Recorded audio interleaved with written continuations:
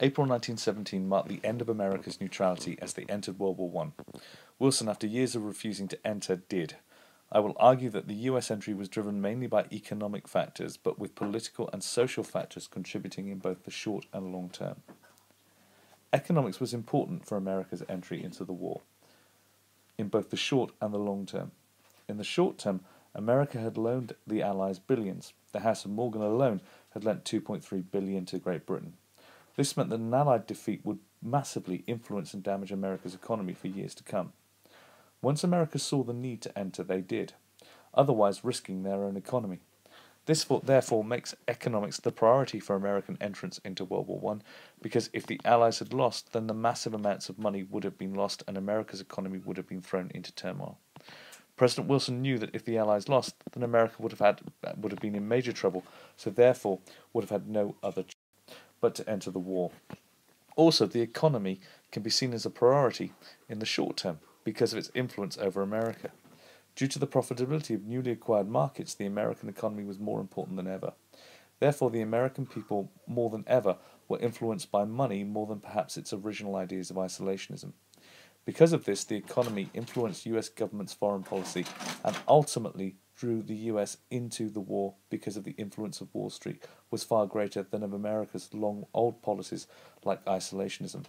This therefore shows just how important influencing the economy was, and America, it shows why the main priority for their entry into the war had been a huge list of positives for the economy instead of staying neutral, which politically would have been correct for America.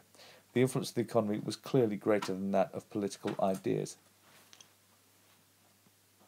Politics still had a major influence over America's entry into the war.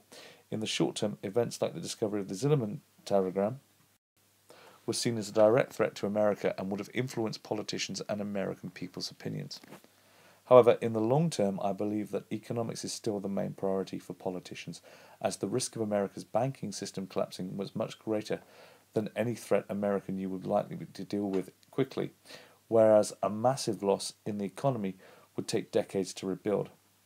In the long term, the US had become increasingly drawn towards the war due to its natural relationship with the Allies rather than the dictatorship of Germany.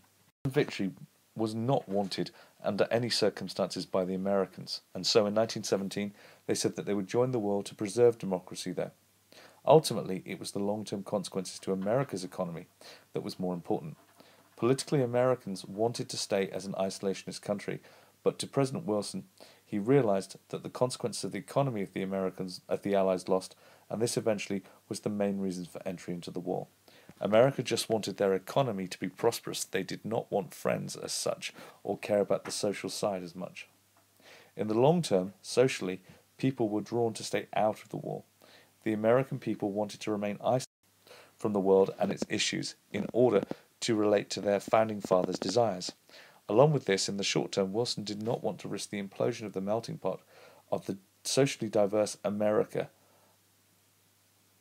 Also, the fact that events like the sinking of the Lusitania in 1915 had a massive public outcry, but still America did not join the war until around 2 years later, shows that neutrality in the short term was far more suitable path, and that in the long term it was ultimately the economy that was influencing factor into America's entry.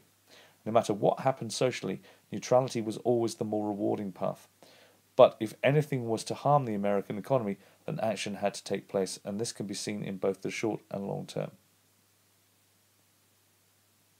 The rise of xenophobia and the socially diverse America was an extremely persuading argument to staying out of the war, as this could have led to the destructive civil war which had split America many decades before. Wilson had no intention of this unless the American economy came into play. In conclusion, I believe that the economic condition of America in the short and long term led to US entry into the war. Throughout the war, political and mainly social factors became less and less relevant because of the consequences of the economic and losses connected to an Allied loss, and maybe even the eventual collapse of the American economy. The fundamentals of isolationism, which America was based on, had to be abandoned as the economic consequences were far greater than any political or social reason.